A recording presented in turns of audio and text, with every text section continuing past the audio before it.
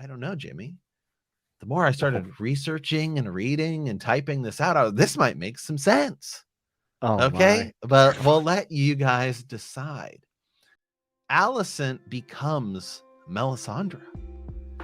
The Dance of the Dragons is one of the most devastating wars in Westeros history, and many of the key players either die in battle or through execution.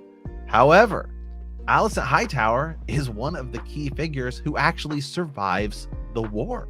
But her end is a little anticlimactic. In the book, she just wastes away in a tower, locking herself in her room as she mourns over all of her fallen family members. This could be one area that the show changes. Her death in general could be far more dramatic. Maybe she dies in execution or by a dragon. Who knows? But it's probably one area the show is actually going to differ then. However, if they really wanted to connect to the two shows, one way could be by making Alicent become Melisandre.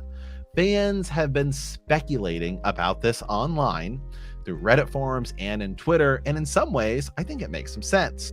No one would have predicted the route that they are going with Aegon's prophecy before seeing House of the Dragon, or Alicent's personality in general.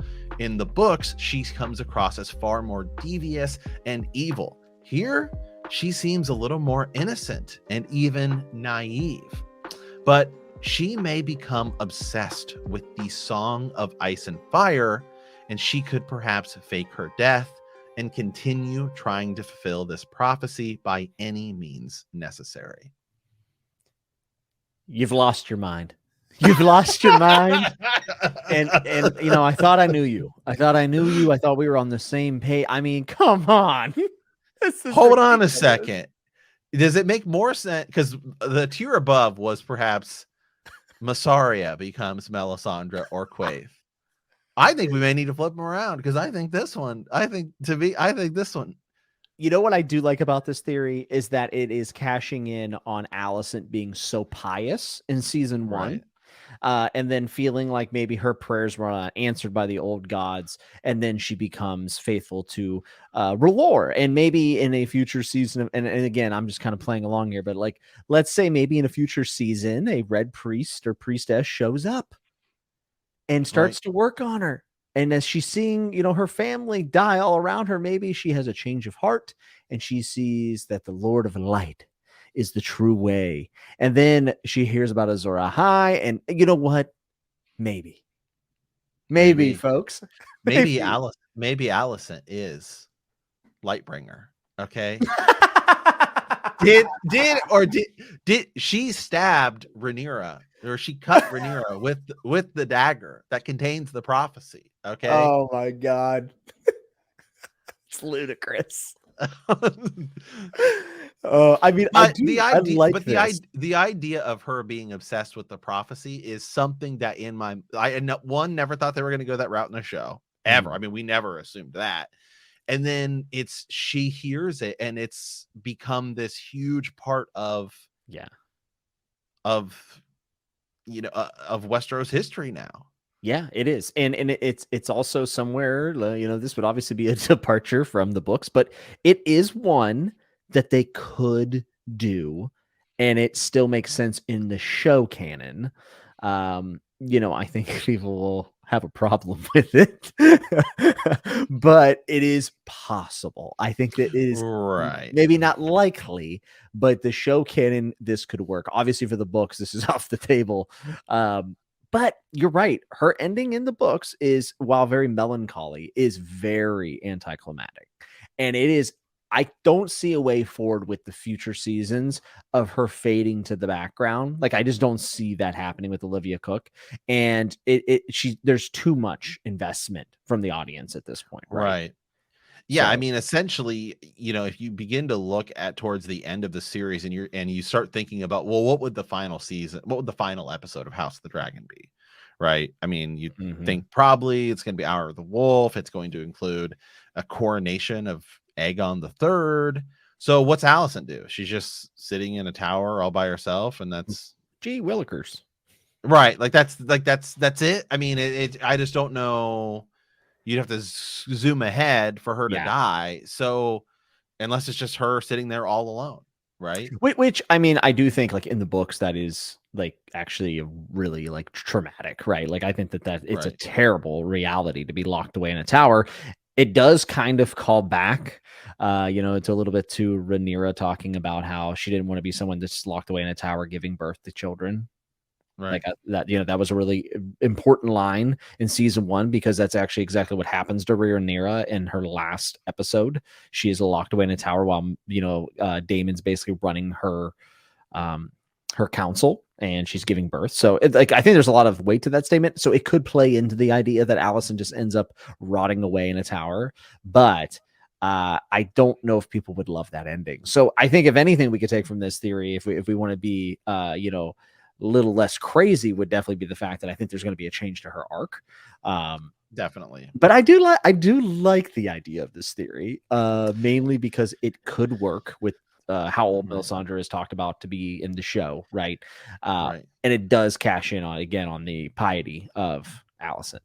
Right. So, more likely scenario of the two theories that we have placed into this iceberg. Again, these are not, we did not sit here and say, these are what we believe. These are like things that were trending on Reddit and Twitter that we pulled to sort of some of these are from include Vox in here. and Collider. Like major media outlets have put this stuff pen to page. So we didn't just like more likely that Melisandre is Alicent, or more likely that this we have to run a YouTube poll. More likely that Melisandre would be Alicent or Mysaria. I think Mysaria's character probably needs more.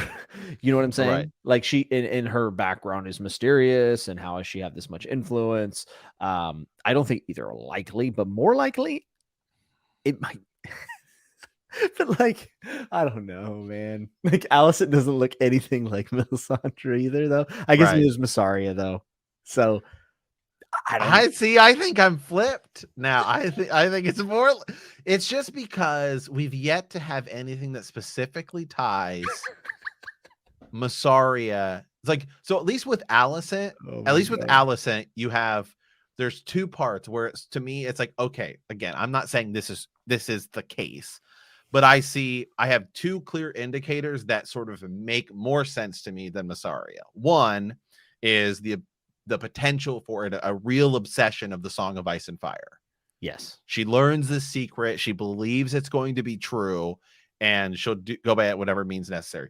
Two, the end of her life in the books, and most likely in the show, there's really nothing for her to do. Mm-hmm. So this gives her like a path forward. So that's where I'm like, okay, again, I don't think either are true, but if I had to sort of pick one, Mysaria's is just that she's foreign, but how do you and mysterious. I mean, it's just like, okay, well, I guess, I mean, it's like, why not? It's a why not. Whereas like the Alicent has a legitimate tie to potentially the Lord of Light and defeating the White Walkers and the evil. And yes. Okay. So here's a question. Let's just pretend that Alicent is Melisandre. Okay. Or we shouldn't say is, becomes Melisandre, as it's stated in the iceberg. How do you do that on screen? You know what I mean? Right. Yeah. I don't know how you would. You leave it open-ended, and her exit from the show is like sailing across the narrow sea to like with a priestess who has come, and then like we just assume like, whoa, is that Melisandre? Is that her? You know, like, right. I don't know. The problem is that the actress who plays Melisandre has specific, I forget her first name. Catherine something. Like Van something or other. Yeah, she specifically said she wants to be in House of the Dragon. I mean, yeah, she probably wants that sweet paycheck. Karis Van Houten. Van Houten, yeah. Hutton. Yeah, I mean, she actually would make sense. It actually makes more sense that she would meet Alicent. It's just that also she specifically has held like the dagger that Arya uses to kill the Night King, and Melisandre is the one who sort of gives Arya the final prep top to go kill the Night King with the dagger that Alicent has used. I mean, and it's specifically tied to the Song of Ice and Fire. Listen, I'm not saying it's impossible. Man, people would be so mad. Oh, it would melt the internet. If you think people are upset about Daenerys at season 8, people would lose their minds in this. You know what? I'm all for it. It sounds great. Chaos. Let's go. It also makes more sense that old Melisandre that we see without her, you know, glamour would be Alicent than without Mysaria. the Botox. Yeah.